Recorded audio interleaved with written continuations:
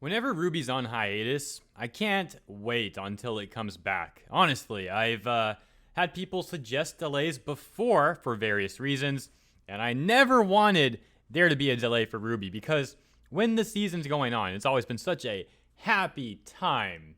Or has it? That used to be the case. That has been getting less and less to be the case over the years. And now here I am making a video about RWBY being delayed because I do strongly feel like that might be the best thing for a number of reasons, which we will get into in this video.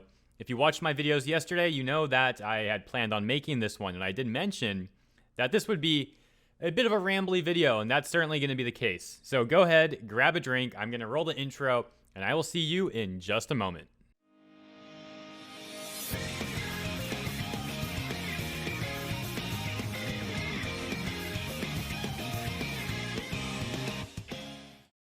Alright, where to even start with this video? There are so many reasons why I feel like a delay for RWBY might be beneficial. I guess we can start with the release date. RWBY normally releases around October, so that gives us only July, August, September.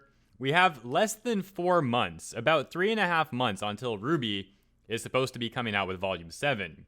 Now, we can already make assumptions that Volume 6 was rushed. It wasn't actually complete in the way that Rooster Teeth intended to. That's speculation. I'm not stating that as fact, but speculation. One of the reasons why I speculate that to be the case is because Neith said something paraphrased along the lines of he was looking forward to something coming out in the next chapter of RWBY when Volume 6 was still going on. This was near the finale. Said there was something very big to look forward to, and then hinted at it not being the Leviathan Grimm.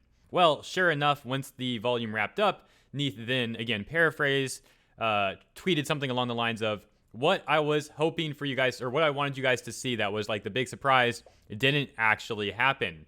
So since Neith, the VA for Ren and the brother of Monty, for those of you that don't know, rest in peace, Monty. But yeah, that implies that there would have been something that got cut, which implies that the show was a bit rushed, in my opinion. There are other reasons why you can debate if the show was rushed or not, but let's move on from that. On top of the fact that we have the debatable rushed Volume 6, rushed finale, and potentially a rushed Volume 7 coming out in 3.5 months, you also have a replacement for Crow Bronwyn. We still don't know who's going to replace Vic Mignogna. I don't think they can really replace Crow. That's my opinion.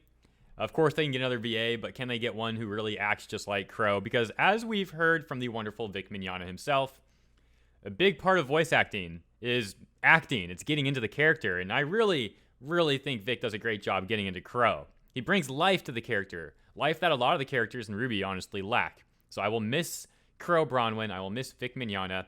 And that's a whole other problem. They still haven't announced the replacements. Do they have a replacement yet? I don't know. If they don't, and they haven't started any of the dubbing for Crow, and there's only 3.5 months left until we're supposed to have Volume 7, that's a problem right there. So, to recap, and I'm going to keep recapping once we get new points. We have Volume 6 debatably being rushed. Volume 7 potentially also being rushed. Stuff cut from Volume 6. We have a VA for one of the most important characters that's still MIA, Crow. What's going on with his VA? On top of all that, Ezra Cooperstein, the president of Rooster Teeth, has stepped down about a month and a half ago. That's a big change. More recently, you have Gray Haddock, the head of animation for Rooster Teeth, also stepping down. They already have a replacement for him, but does that woman who's replacing him really know her way around Rooster Teeth and RWBY? Will she be a good fit? I think we should find out. I think maybe 3.5 months isn't enough time to really see if that's going to be a good fit or not. And of course, 3.5 months is until the release. They need to get started working on this if they're not already. And I do assume that they've already started working on it. And I believe some of the VAs, like on Team RWBY, have tweeted out that they're working on, voice acting for the show, and they're excited and that sort of thing. So most likely the show's being worked on already. But the point is, there's a lot of complications. We're not even done yet. Let's talk about Genlock. Genlock came out, was expensive, and I worry that it wasn't very profitable for Rooster Teeth. And I say I worry, there's a lot of reasons why I have issues with Rooster Teeth's business practices recently. But hypothetically, if I could see them turn things around and go back to their roots, and, be that cool company that did things in a unique manner and really cared about their community, I would be all for that. Now, Rooster Teeth has become so corporate, it's weird because they promote this business model where it is like the previous one, where they're close-knit with their community and they do things that other companies don't really do. They still try to have that going on while they are very much forced into a corporate business model by AT&T. So you have this weird dynamic where RT tries to be the cool progressive company, but it doesn't quite work out that way. So Genlock took a lot of their money, in my opinion. I don't know how profitable it was. We know that RWBY has been, I don't want to say less profitable, but the margins may have been getting less and less because they pulled it from YouTube. They had to put it on Rooster Teeth only to fix those margins, to fix the profitability. They weren't making enough with it on YouTube. So obviously they want people to sign up for first membership. And Rooster Teeth, they're always trying to promote their other shows during RWBY because they want people to keep that first membership. That's one of their biggest problems. People get first membership, they watch RWBY, RWBY goes on hiatus, they cancel their first memberships. So RT wants people to keep that membership 12 months out of the year, no doubt, right? So they try to get people to watch their other shows as well. Don't know how well that's going. On top of all of that, now you have these allegations of crunch time where the animators are allegedly being forced to work overtime, which you can argue is in their contract, so it's to be expected. But that doesn't mean it's morally right. That doesn't mean it's ethical in a business sense. And you could argue that they're taking advantage of these contracts that these animators are being put in, forcing them to work without overtime and crunch time and all that stuff. So you have these allegations. You have a number, let's recap. You have Ezra Cooperstein, president, step down. Gray Haddock, head of animation, step down. No VA for Crow Bronwyn. Massive expenses incurred from Genlock and debatable profitability on that. Crunch time allegations and allegations of unpaid overtime, which again, contractual agreements and all that, but still ethical. Neath Oom's implications of Volume 6 being rushed.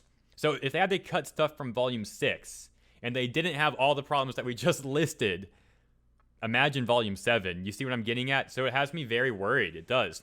And I'm really leaning towards wanting a delay for RWBY. I think that would be the best thing. I think they should delay the show and really plan out how they want to tackle Volume 7 because they have been diminishing the goodwill of their fan base for arguably the last 2 volumes, to be quite honest. Now, I liked Volume 4. A lot of people didn't like Volume 4, so you could even argue that it's been going on more 2 or 3 years as opposed to like a year and a half to 2 years.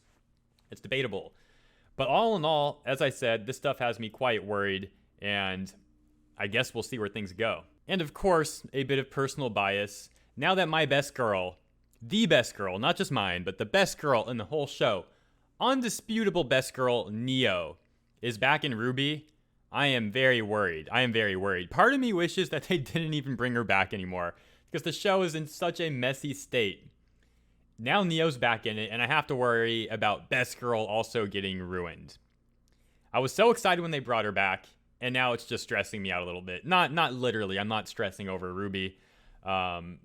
It's just, a little concern. When I think of RWBY, I'll think of Neo, and I'll worry about what they might do to her.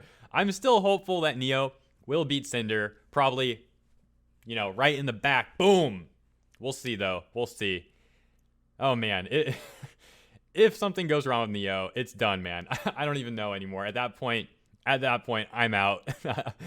So let me know what you guys think about all of this. Let me know your concerns.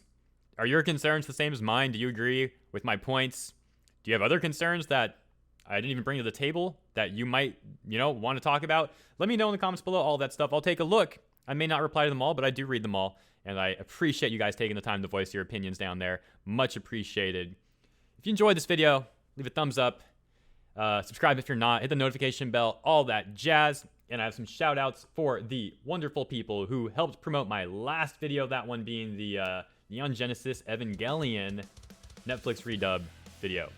Shouts out to Tyler Scott Jackson, Nicholas Horton, Random Fandom, Brandon Mayo, Mashed Up Potatoes, Cornbread Man, Andrew Collins, Mr. Anime 343, Paragon Langston of Ampguard, and Skella Kitty.